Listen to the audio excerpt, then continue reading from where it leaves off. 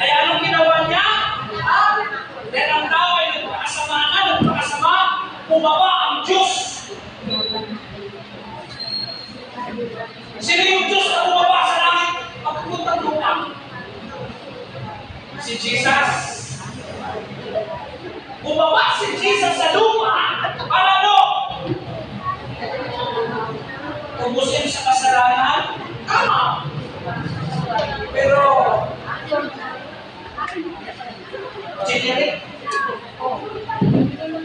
generic ang sagot. Gusto ko branded. Para iligtas, generic din. Para makilala siya ang Diyos, generic pa rin. Baka may kumapasagot ka? Ha? Maligtas ang tao, generic pa rin. Kung sino mo makakawa ng sagot, ibibigay ko ng Biblia sa kanya. Bibigay ko ito. Sumo! Iligtas, generic.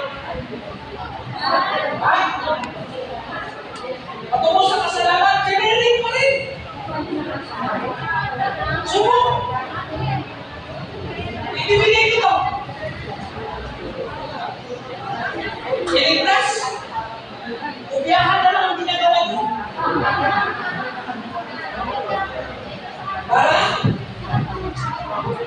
Para sumagot. Kaya makugas. Ang Diyos mula sa langit bumaba para yung Espiritu na nilagay sa tao na nawala ang kapalitan ng demonyong Espiritu kaya balik.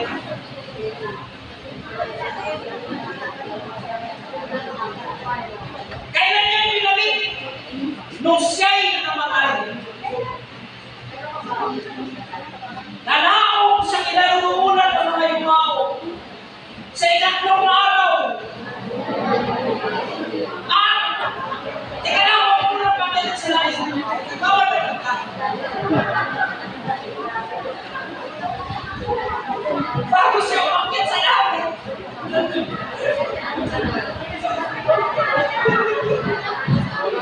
Huwag tayo sisigil.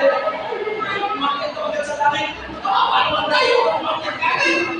Bago siya umakit sa langit, nagbigay muna siya ng kaloob sa mga tao. Ano yung kaloob ngayon?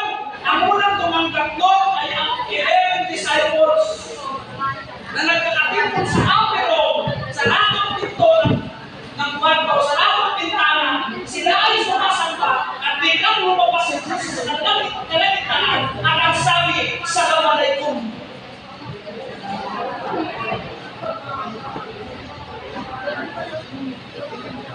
Ang kapayapaan ay sumasali.